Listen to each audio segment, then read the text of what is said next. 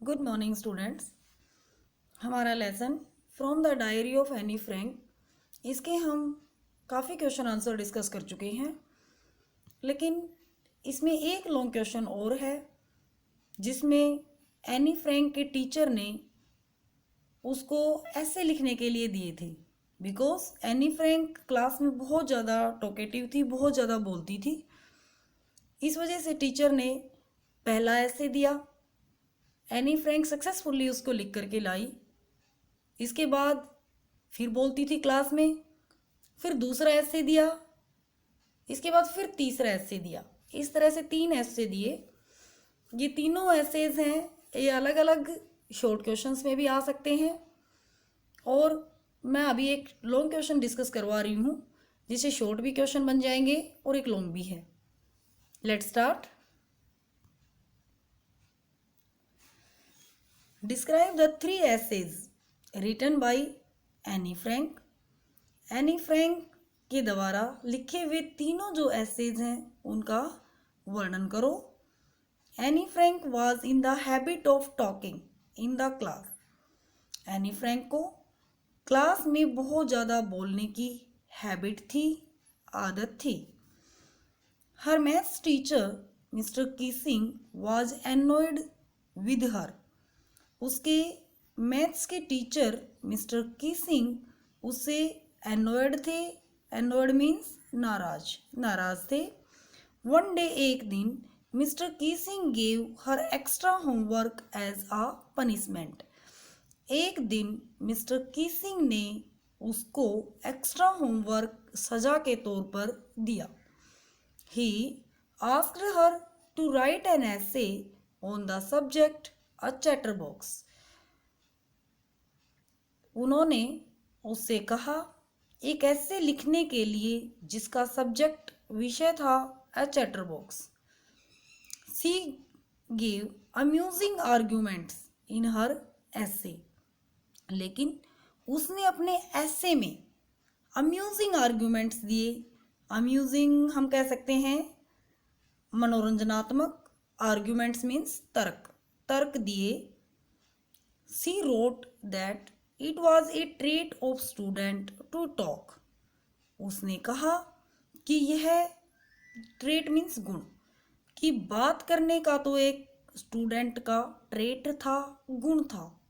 More over, और भी, she could not cure herself of this habit as her mother also talked as much as she did. उसने कहा कि उसकी माँ भी वैसे ही इतना ही बोलती थी, तो इसमें वह कुछ नहीं कर सकती। उसने कहा वह सुधार नहीं सकती, इस आदत में कुछ नहीं कर सकती, क्योंकि ये जो हैबिट है ये उसको अपनी मदर से मिली है, बहुत ज़्यादा बात करने की। It was an inherited trait. उसने कहा कि ये तो इनहेरिटेड ट्रेट है। इनहेरिटेड मीन्स विरासत में, वंशानुगत, विरासत में मिला हुआ गुण था उसको। ये मदर बहुत ज़्यादा बोलती थी तो ये भी बहुत ज़्यादा बोलती है। Mister Keesing liked the essay. Mister Keesing को ऐसे पसंद आया। But Anne talked again in the class. लेकिन एनी फिर क्लास में उतना ही बोलती थी। So he asked her to write another essay. इसलिए टीचर ने उसको दूसरा ऐसे लिखने के लिए कहा। अब की बार उसका टॉपिक सब्जेक्ट था an incorrigible chatterbox. Incorrigible chatterbox यानी न सुधरने वाला chatterbox. Now for 2 lessons she did not get any punishment. फिर उसको अगले 2 लेसन्स तक कोई पनिशमेंट नहीं मिली। बट सी टॉक्ड अगेन, लेकिन उसने फिर बात करनी शुरू की। दिस टाइम, अब की बार, mister Keesing asked her to write an essay on the topic quack quack quack said mistress chatterbox. तीसरी बार quack quack quack mistress chatterbox के ऊपर, इस टॉपिक के ऊपर ऐसे लिखने के लिए दिया। एनी रोट दिस ऐसे इन वर्स फॉर्म। और एनी ने ये ऐसे वर्स फॉर्म में लिखा। वर्स फॉर्म को हम कह सकते हैं कि अब की बार उसने कविता के रूप में इसको लिखा। She wrote about a mother duck and father swan. और उसने इस कविता में मदर डक माँ बतख के रूप में और फादर स्वैन के रूप में उनको करेक्टर बनाते हुए पोयम लिखी। दे हैड 3 डकलिंग्स, उनके 3 डकलिंग्स थे, 3 बच्चे थे। But the father killed the ducklings, लेकिन फादर ने यानी फादर जो स्वैन है उसने डकलिंग्स को मार दिया बिकॉज दे क्वैक्ड टू मच, क्योंकि वो बहुत ज़्यादा क्वैक करते थे, बहुत ज़्यादा आवाज़ें निकालते थे।